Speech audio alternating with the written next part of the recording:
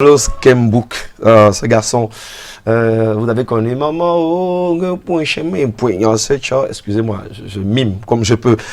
Big up à ceux qui sont en train de réagir. Hein. Dans 5 minutes, vous pourriez répondre sur la page Facebook de Canal Matin entre Carlos K, le titre Carlos K, ou Chimami de Stipak Samo, pendant que Monsieur Ndobo, Patrick Christian s'installe. On parlera encore du drame de Bafoussam et une pensée aussi hein, pour ces mamans qui ont la main sur le cœur. Roselyne Bonny, et quand je parle de Roselyne Bonny, elle donne tellement de bonne humeur autour d'elle que même Marie-Paul Matouké, sa collègue et naturellement du côté de Standard Chartered Bank, eh ben, elles ne manqueront pas de se dire oui, on est de tout cœur avec ces populations-là. Lui aussi, il est pour l'accueillir, dans parce que c'est un amoureux élan. de belles lettres. Ah, oui. C'est une citation de Paul Valéry qui disait que parmi les actes, le plus complet est celui de construire. Patrick Christian, d'abord, bonjour et bienvenue. Bonjour à toi Patricia, bonjour à Aimé, bonjour. Dans vos très belles couleurs noires, votre belle couleur noire. Merci de nous accueillir, bonjour à nos téléspectateurs, c'est avec le même plaisir qu'on est là ce matin. Et le titre, enfin le thème d'aujourd'hui qui n'est pas du tout risible, il s'agit donc catastrophe de Bafoussam, on en parle encore, un drame qui nous interpelle et ce matin on verra que tristesse et désolation accompagnent l'écho qui d'abord vient de Bafoussam. Oui, effectivement, il n'y a peut-être pas meilleur mot que cela pour décrire cette situation. Vous savez, dans une entité communautaire, lorsqu'il y a une seule perte en vies humaines, on est déjà triste. Imaginez-vous quand vous dépassez le cap des 10, 20 et un peu plus, ce que ça fait. Et surtout de façon aussi brutale. Il n'y a pas de mort qui ne soit pas mort, mais parfois dans des conditions comme celle-là, et avec cette ampleur, ça donne un autre écho.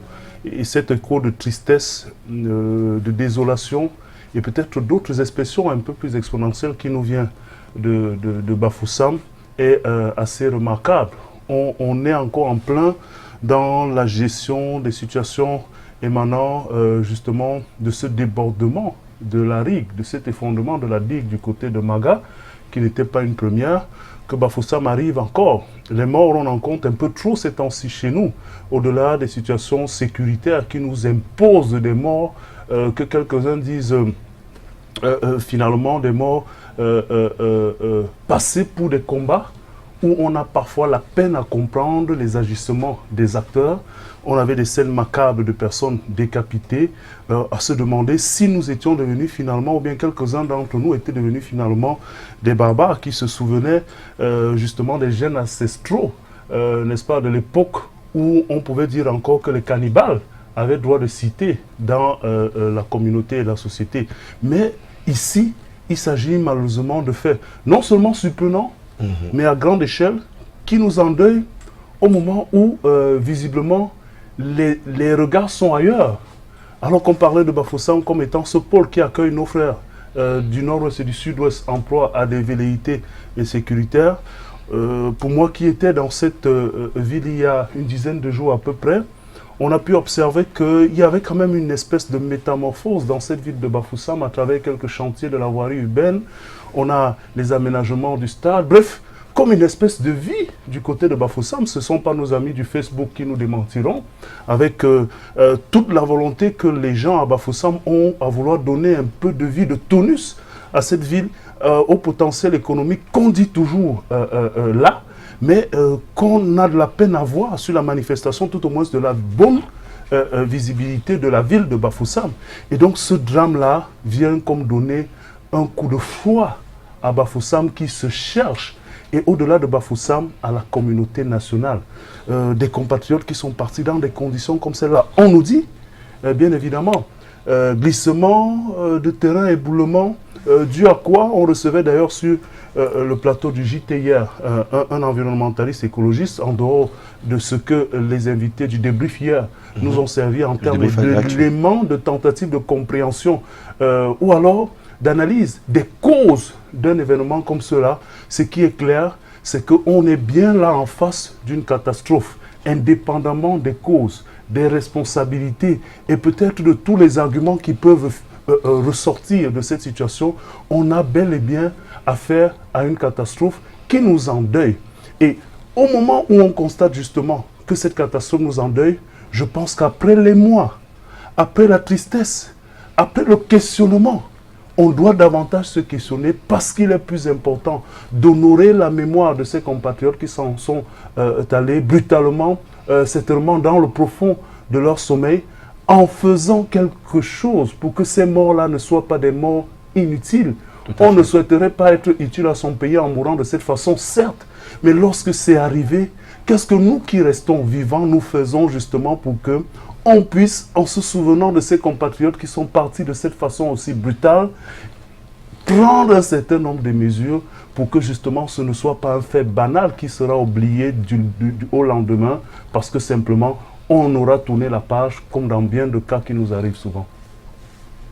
Alors, Monsieur Ndobo, c'est vrai que ce matin, les techniciens qu'on a eu sur les plateaux essayent d'apporter des éclaircies sur la question. On parle aussi d'une erreur humaine parce qu'on n'aurait pas dû aller s'y installer. On parle aussi de laisser aller des autorités qui, bien que la zone soit interdite, n'aient pas joué le policier jusqu'au bout. On aurait pu la prévenir, par exemple. Justement, et comment faire face justement à ce type de catastrophe? Oui, la question reste fondamentale, Patricia. Je vous vois très attristée. C'est vrai qu'il y a bien évidemment ce sentiment ou ce caractère féminin qui est davantage ébranlé dans ce type de situation. Ce n'est pas pour dire qu'Aimé ne l'est pas. D'ailleurs, votre assortissement de noir ce matin porte en lui-même le deuil. Et c'est tout à fait normal. On ne peut pas rester insensible face à une situation comme celle-là. Et vous le dites si bien. Lorsqu'on a affaire à une situation comme celle-là, au-delà de tout le random, des visites, des discussions, des accusations qui fusent ça et là, les questions fondamentales doivent rester pour que justement, soit on contienne déjà ce que ce drame et cette catastrophe nous fait vivre, soit pour qu'on jette les balises d'une prévention et d'une protection. Et en cela, on pense très bien qu'au niveau du ministère de l'administration territoriale, il y a une direction de la protection civile. Cette protection, malheureusement, il faut le dire, on la voit très souvent quand il y a des cas qui sont déjà arrivés. Déjà arrivés, c'est pas la première fois, on parlait de Limbe il y a quelques oui, on parlait de Limbe, vous faites bien de le rappeler. Les situations qui nous viennent de l'extrême nord, dans les inondations, c'est déjà bien de réagir quand il y a ce type de problème, d'apporter du soutien, de la solidarité, oui, mais c'est encore mieux, justement, avec le thème protection, d'être avant-gardiste à travers la prévention.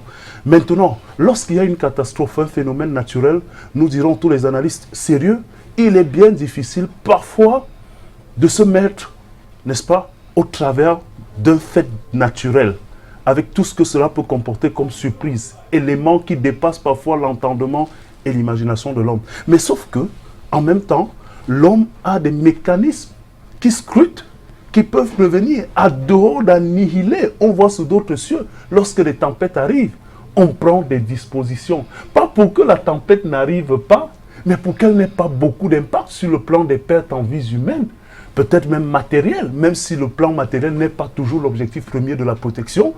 On peut au moins se protéger matériellement, mais surtout humainement, parce que des actes sont posés, des stratégies sont mises en place pour justement se mettre en prévision de ce que un événement naturel peut arriver et qui ne soit plus totalement à la portée de notre maîtrise. Et c'est de ça qu'il s'agit.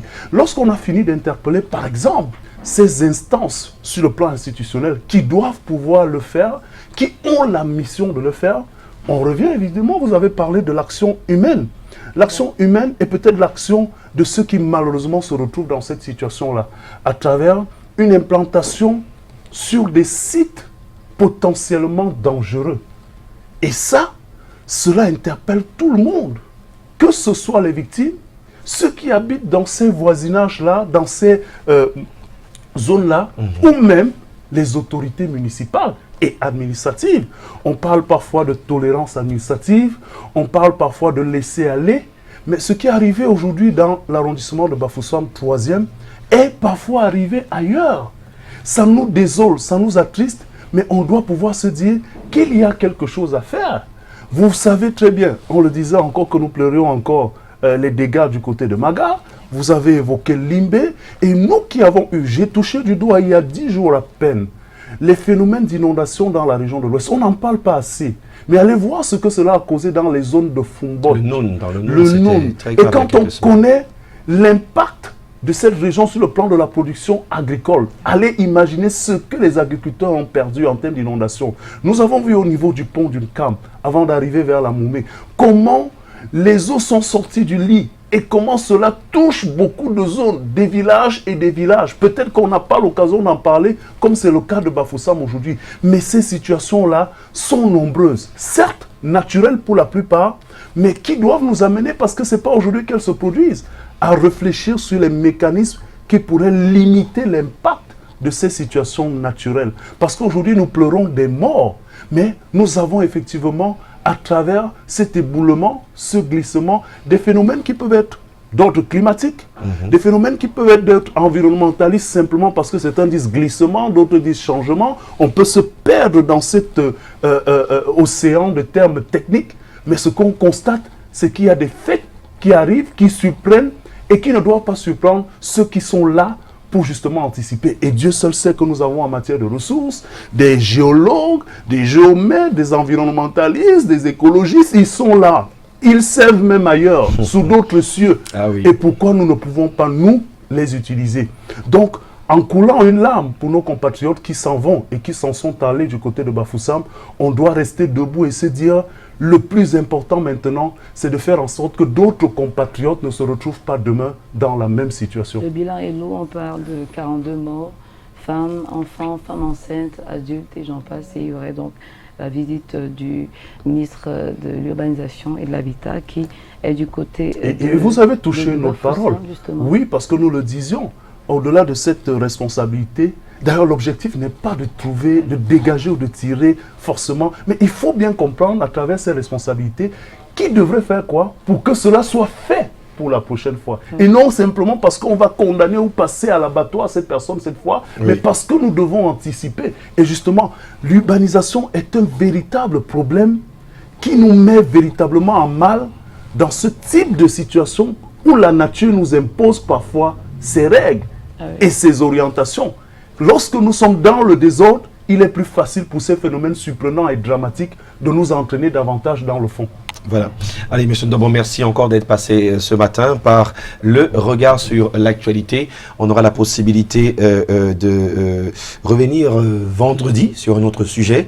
Et comme par hasard, il faut choisir entre Chimomi et puis Carlos K. Du nom de Carlos K. et puis Stipak Samo.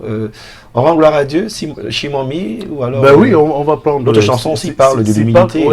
Chimomi, oui, justement parce que avec la culture de cette région et puis cette action de grâce, je pense que c'est même dans la douleur qu'il faut rendre grâce. Parce que justement, comme quelques-uns disent, tout ce que Dieu fait est bon. Mais personne n'aimerait avoir la grâce de Dieu dans ce difficile, dans ce type de moment. Mais il faut s'y plier et peut-être penser à comment faire face à l'avenir. Voilà. Bon, sans vouloir influencer les vôtres, parce que même Carlos K, dans son titre, c'est vrai que c'est en langue, beaucoup ne comprennent pas, mais on évoque aussi le devenir d'un enfant qui a grandi avec l'influence de l'Éternel, avec le respect pour ses parents. Et en tout cas, vous pouvez déjà voter. Hein. J'ai vu Assembe Hakim Thierry sur la page qui a voté dans la messagerie. Non, votez sur la page, juste en dessous des propositions, comme Papi Niseko, lui aussi qui a voté. Billy Laure Joanan Kapnan, allez voter sur la page et on aura le point de vos votes pour déduire qui est ou quelle est votre chanson du cœur. Oui, c'est clair. Malheureusement, le thème d'aujourd'hui portait sur ce fait d'actualité majeur qui prévoit en ce moment à l'échiquier national, j'allais dire, parce que même au-delà de nos frontières, parce que nous avons dans nos compatriotes au niveau de la diaspora qui ont perdu des membres, qui ont perdu des frères et des sœurs dans cette catastrophe naturelle. On va te donner rendez-vous vendredi prochain, Patrick Christian Ndobon. Ce sera pour un autre regard sur l'actu. Portez-vous bien et surtout, si vous croisez un bienvenu, tâchez de lui dire plein de choses positives parce qu'aujourd'hui, nous célébrons les bienvenus. On le dirait à Kamanda Bienvenu, délégué régional des transports dans la région de l'Est. C'est un beau frère et très actif, professeur aussi de philosophie. Bon, il est le bienvenu dans Canal Matin. Et pour la rubrique Madeco, que nous allons découvrir, fabrication d'une boîte à bijoux, vous pouvez le faire, c'est simple. Regardez Madeco sur Canal 2.